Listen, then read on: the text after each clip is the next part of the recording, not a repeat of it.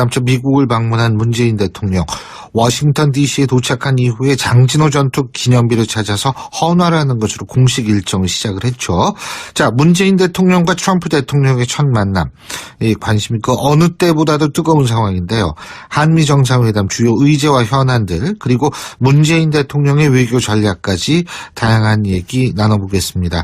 세종연구소 홍현익 수석연구위원 전화 연결하겠습니다. 홍 박사님 안녕하십니까? 네, 안녕하십니까? 예. 일단 문재인 대통령이 트럼프 대통령하고 처음으로 만나는 일정이 우리나라 시간으로는 내일 아침 정도가 되는 거죠? 그렇죠. 이제 미국 시간으로 오늘 저녁을 이제 만찬에 초청을 받으신 거기 때문에 한국 시간으로는 내일 아침이 될 것 같습니다. 근데 이게 악수를 조심하라. 트럼프의 악수를 조심하라. 이런 얘기가 있거든요. 예? 네.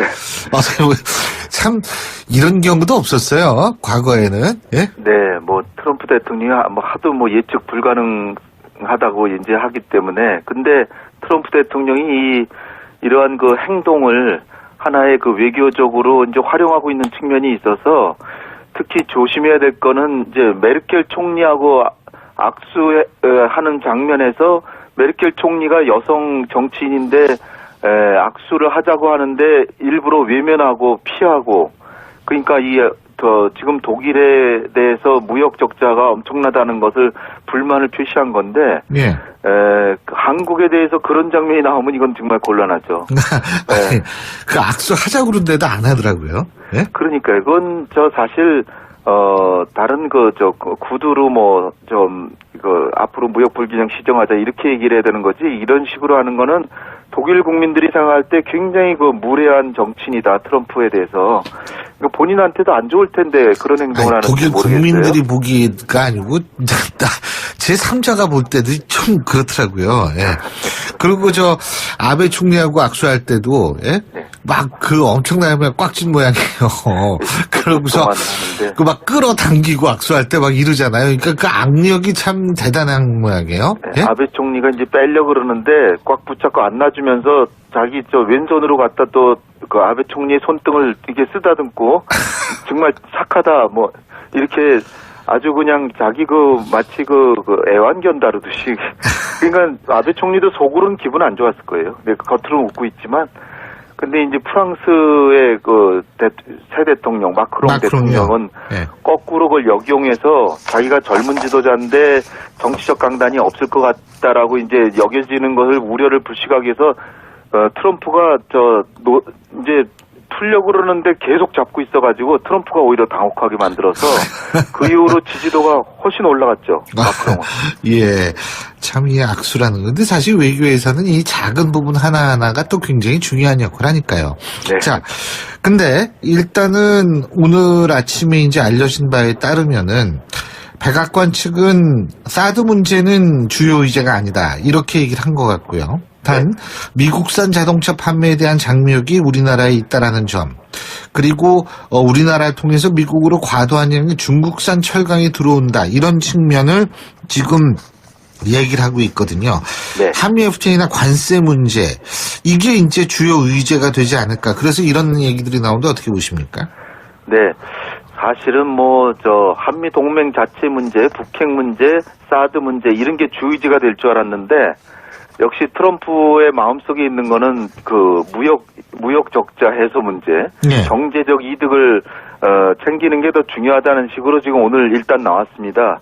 그래서 문재인 대통령께서도 여기에 대해서 만반의 대책이 갖추고 있는 걸 보여주셨어요.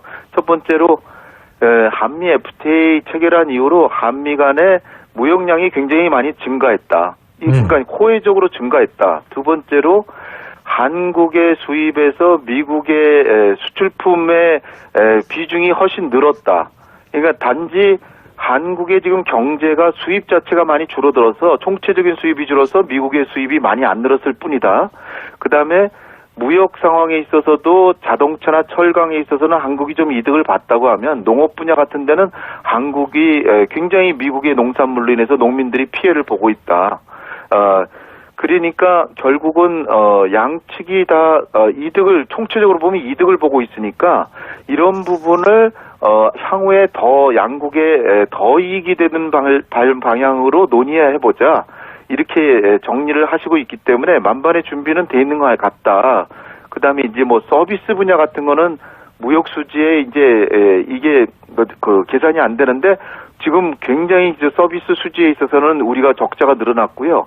그 다음에 무기 구입을 1년에 연평균 4조 정도 이렇게 우리가 구입하는데 이것도 지금 상품 수지에는 들어가지 않습니다. 이런 거 다 종합하면 미국이 결코 손해보고 있지 않다. 이런 정책을 지금 하실 것으로 보입니다. 그런 얘기를 할 것이다, 이제. 네네. 예?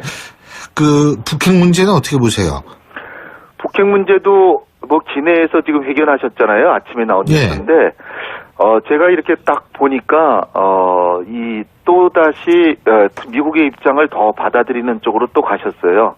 그러니까 이전까지는 핵을 궁극적으로 포기시키려면 1단계로 동결시키고 2단계로 궁극적인 포기로 가는데 이렇게 단계적으로 가는데 1단계로 동결시키기 위해서 협상을 해야 되고 그 협상이 어떻게 나오느냐를 위해서 우리가 한미 간의 협의에서 뭔가의 인센티브를 줘야 된다 이런 식이었는데 오늘 아침에 대통령께서 기내에서 이제 그 회견하신 거 보면 일단은 북한이 동결을 해야 협상에 들어간다 이렇게 돼 있어요. 그러니까 거의 트럼프의 그 미국 새 행정부의 대북 정책 기조와 거의 유사하게 돼 있습니다. 그러니까 거의 북핵 문제는 별 이견이 없으리다 이렇게 생각이 돼요. 네. 근데 이게 북핵 문제는 아니지만 예를 들면은 지금 방위 분담금 문제 말이에요. 방위 분담금. 네. 이 미국 측은 이 방위비 분담금 재논의도 이야기될 거다 이런 얘기가 있고요. 네. 뭐 트럼프 대통령은 우리나라 기여가 너무 적다고 계속 얘기를 해오지 않았습니까?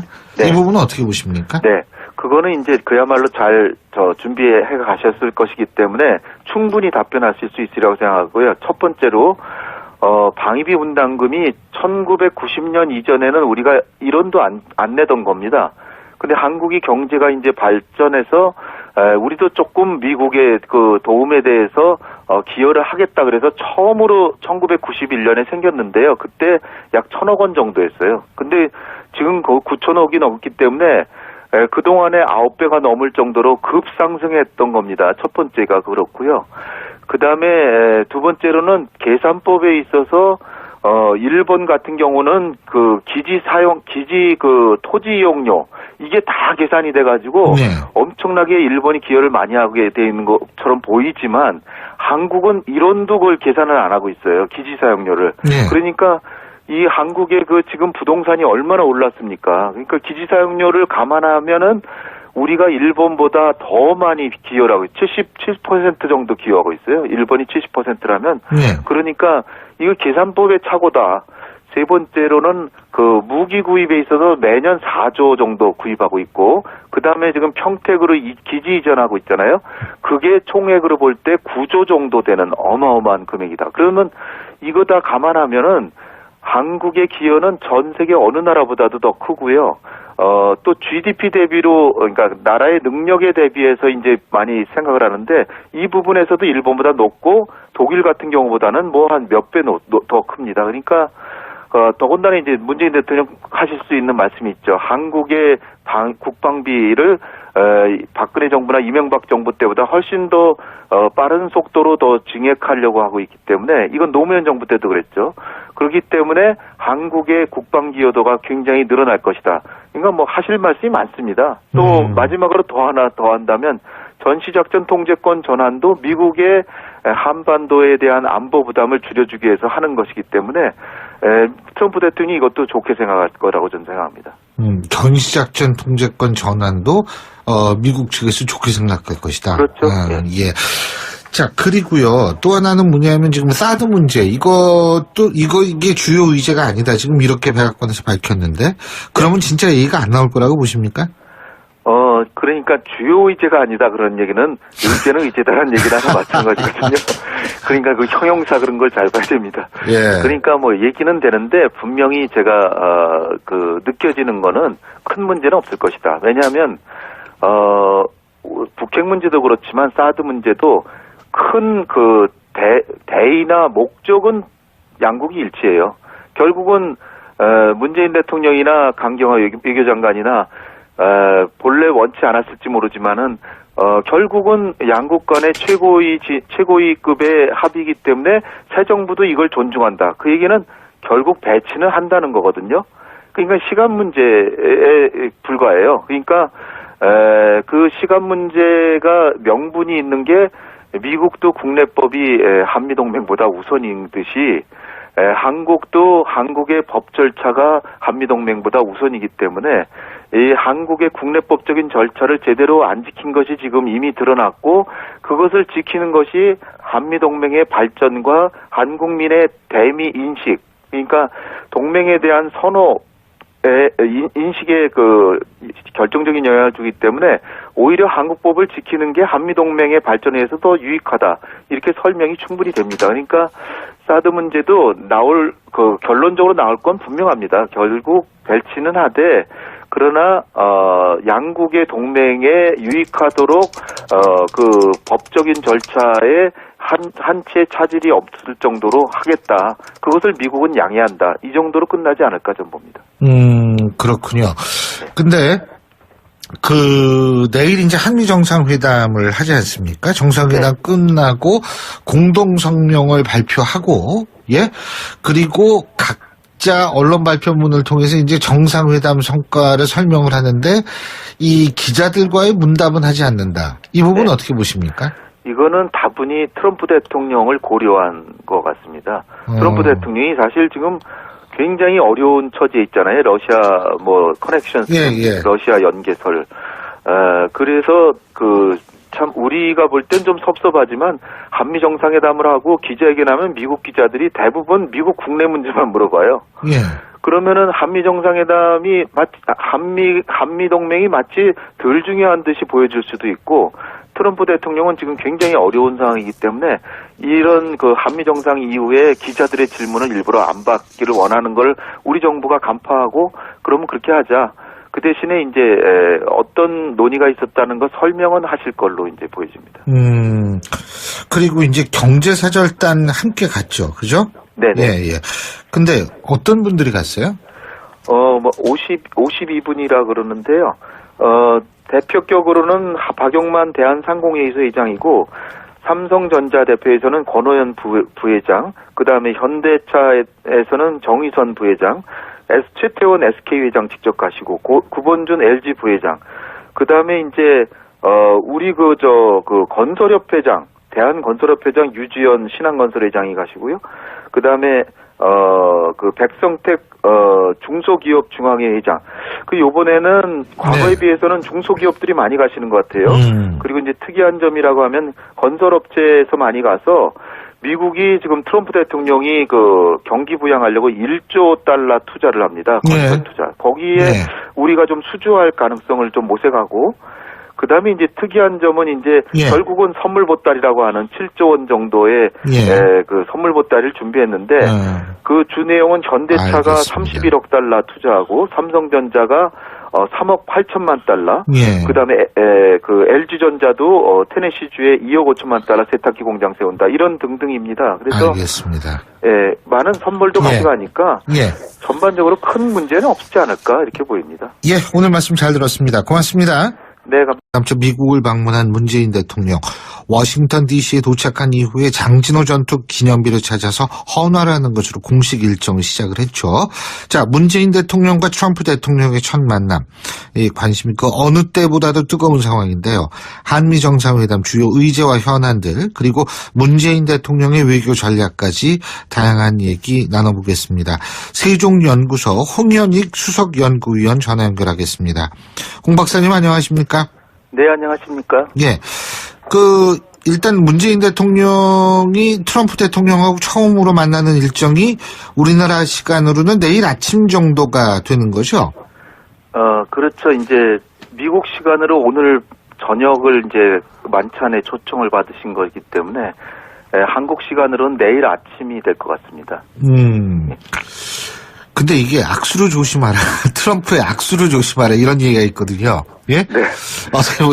참, 이런 경우도 없었어요. 과거에는. 네, 트럼프 대통령이 하도 예측 불가능한 불가능하다고 이제 하기 때문에 근데 트럼프 대통령이 이러한 그 행동을 이제 주요 의제가 되지 않을까. 그래서 이런 얘기들이 나오는데 어떻게 보십니까? 네. 사실은 한미 동맹 자체 문제, 북핵 문제, 사드 문제 이런 게 주의지가 될 줄 알았는데 역시 트럼프의 마음속에 있는 거는 그 무역 적자 해소 문제, 네. 경제적 이득을 챙기는 게 더 중요하다는 식으로 지금 오늘 일단 나왔습니다. 그래서 문재인 대통령께서도 여기에 대해서 만반의 대책이 갖추고 있는 걸 보여주셨어요. 첫 번째로 한미 FTA 체결한 이후로 한미 간의 무역량이 굉장히 많이 증가했다. 그러니까 호혜적으로 증가했다. 두 번째로 한국의 수입에서 미국의 수출품의 비중이 훨씬 늘었다. 그러니까 단지 한국의 지금 경제가 수입 자체가 많이 줄어들어서 총체적인 수입이 줄어서 미국의 수입이 많이 안 늘었을 뿐이다. 그다음에 무역 상황에 있어서도 자동차나 철강에 있어서는 한국이 좀 이득을 봤다고 하면 농업 분야 같은 데는 한국이 굉장히 미국의 농산물로 인해서 농민들이 피해를 보고 있다. 그러니까 결국은 양측이 다 이득을 총체적으로 보면 이득을 보고 있으니까 하나의 그 외교적으로 이제 활용하고 있는 측면이 있어서 특히 조심해야 될 거는 이제 메르켈 총리하고 악수하는 장면에서 메르켈 총리가 여성 정치인인데 악수를 하자고 하는데 일부러 외면하고 피하고 그러니까 지금 독일에 대해서 무역 적자가 엄청나다는 것을 불만을 표시한 건데 예. 한국에 대해서 그런 장면이 나오면 이건 정말 곤란하죠. 아니, 그 악수 하자고 그러는데도 안 하더라고요. 예? 그러니까 이건 사실 다른 구두로 앞으로 무역 불균형 시정하자 이렇게 얘기를 해야 되는 거지 이런 식으로 하는 거는 독일 국민들이 생각할 때 굉장히 그 무례한 정치인이다 트럼프에 대해서 본인한테도 안 좋을 텐데 그런 행동을 하는지 독일 모르겠어요. 국민들이 보기가 아니고 제 3자가 볼 때도 좀 그렇더라고요. 예. 그리고 아베 총리하고 악수할 때도 예? 막 그 엄청나게 꽉 찐 모양이에요. 그러고서 그 막 끌어당기고 악수할 때 막 이러잖아요. 그러니까 그 악력이 참 대단한 모양이에요. 예? 아베 총리가 이제 빼려 그러는데 꽉 붙잡고 안 놔주면서 자기 왼손으로 갖다 또 그 아베 총리의 손등을 이렇게 쓰다듬고 정말 착하다 뭐 이렇게 아주 그냥 자기 마치 애완견 다루듯이 그러니까 아베 총리도 속으로는 기분 안 좋았을 거예요. 겉으로는 웃고 있지만 근데 이제 프랑스의 새 대통령 마크롱 대통령은 네. 거꾸로 그걸 역용해서 자기가 젊은 지도자인데 정치적 강단이 없을 것 같다라고 이제 여겨지는 것을 우려를 불식하기 위해서 트럼프가 이제 풀려고 그러는데 계속 잡고 있어가지고 트럼프가 오히려 당혹하게 만들어서 그 이후로 지지도가 훨씬 올라갔죠. 마크롱은. 예. 참 이 악수라는 건데 사실 외교에서는 이 작은 부분 하나하나가 또 굉장히 중요한 역할을 하니까요. 네. 자, 근데 일단은 오늘 아침에 이제 알려진 바에 따르면은 백악관 측은 사드 문제는 주요 의제가 아니다. 이렇게 얘기를 한 것 같고요. 단 미국산 자동차 판매에 대한 장벽이 우리나라에 있다라는 점, 그리고 우리나라를 통해서 미국으로 과도한 양의 중국산 철강이 들어온다 이런 측면을 지금 얘기를 하고 있거든요. 네. 한미 FTA나 관세 문제 이게 이런 부분을 향후에 더 양국에 더 이익이 되는 방향으로 논의해보자 이렇게 정리를 하시고 있기 때문에 만반의 준비는 돼 있는 것 같다. 그다음에 이제 서비스 분야 같은 거는 무역 수지에 이제 이게 계산이 안 되는데 지금 굉장히 이제 서비스 수지에 있어서는 우리가 적자가 늘어났고요. 그다음에 무기 구입을 1년에 연평균 4조 정도 이렇게 우리가 구입하는데 이것도 지금 상품 수지에는 들어가지 않습니다. 이런 거 다 조합하면 미국이 결코 손해보고 있지 않다. 이런 정책을 지금 하실 것으로 보입니다. 그런 얘기를 할 것이다, 이제. 네네. 예? 네. 북핵 문제는 어떻게 보세요? 북핵 문제도 기내에서 지금 회견하셨잖아요. 아침에 나온 뉴스인데, 제가 이렇게 딱 보니까, 또다시, 미국의 입장을 더 받아들이는 쪽으로 또 가셨어요. 그러니까, 이전까지는, 핵을 궁극적으로 포기시키려면 1단계로 동결시키고 2단계로 궁극적인 포기로 가는데, 이렇게 단계적으로 가는데, 1단계로 동결시키기 위해서 협상을 해야 되고 그